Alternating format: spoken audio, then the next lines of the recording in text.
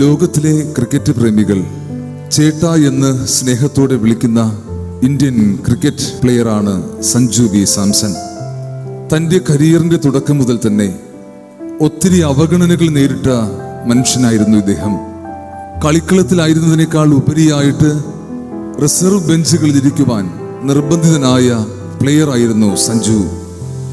ഫോമില്ലായ്മയുടെ പേരിലും തടയപ്പെട്ടവനായിരുന്നു, അവസരങ്ങൾ നിഷേധിക്കപ്പെട്ടവനായിരുന്നു ഈ സഞ്ജു.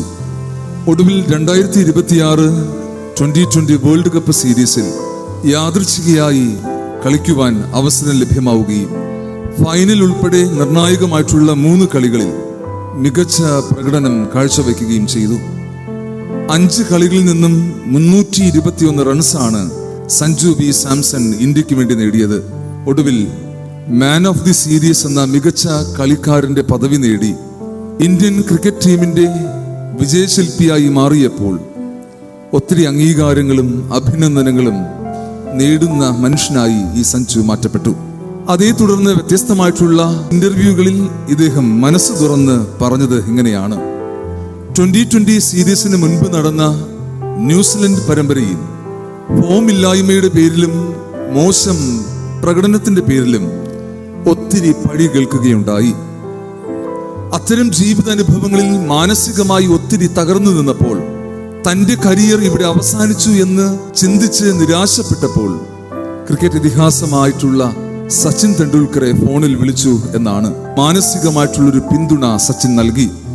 മൈൻഡ് സെറ്റിൽ എന്തൊക്കെ മാറ്റമുണ്ടാകണമെന്ന് സച്ചിൻ പഠിപ്പിച്ചു നൽകി. ഗെയിമിനെ പറ്റി വ്യക്തമായിട്ടുള്ള ബോധവും എങ്ങനെ തയ്യാറെടുപ്പുകൾ നടത്തണമെന്നുമൊക്കെ സച്ചിൻ പറഞ്ഞു നൽകി. ഒടുവിൽ 2020 ഫൈനലിന്റെ തലേന്ന് വിളിച്ച് ആവശ്യമായിട്ടുള്ള മോട്ടിവേഷൻ, പ്രചോദനം നൽകി എന്ന് സഞ്ജു പറയുന്നു. സഞ്ജു പറഞ്ഞു വെക്കുന്നത് ഇങ്ങനെയാണ്: താൻ അനുഭവിച്ച മാനസികമായ പിരിമുറുക്കത്തിൽ തൻ്റെ ജീവിതത്തിൽ ഇനിയൊരു പ്രതീക്ഷയില്ല എന്ന് ചിന്തിച്ച് ഭാരപ്പെട്ട ജീവിത യാഥാർത്ഥ്യത്തിൽ പ്രതീക്ഷയുടെ വാക്കുകൾ നൽകുവാൻ സച്ചിന് കഴിഞ്ഞു, സച്ചിന്റെ വാക്കുകൾ കഴിഞ്ഞു എന്നാണ്. സച്ചിൻ എങ്ങനെയാണോ സഞ്ജുവിനോട് ഇടപെട്ടത്, അതുപോലെ സഹജീവിയുടെ ജീവിതത്തിൽ പ്രതീക്ഷ നഷ്ടപ്പെടുന്ന അനുഭവങ്ങളിൽ പ്രത്യാശയുടെ വാക്കുകൾ നൽകുവാൻ വിളിക്കപ്പെട്ടവരാണ് ഞാനും നിങ്ങളും എന്ന് മനസ്സിലാക്കുക. ഒപ്പമുള്ളവർ മാനസികമായി തകർക്കപ്പെടുമ്പോൾ, തളരുമ്പോൾ പ്രതീക്ഷയുടെ പുതിയ വെളിച്ചം നൽകുവാനായിട്ട് നാം നിയോഗിക്കപ്പെട്ടവരാണ് എന്ന് മനസ്സിലാക്കണമേ.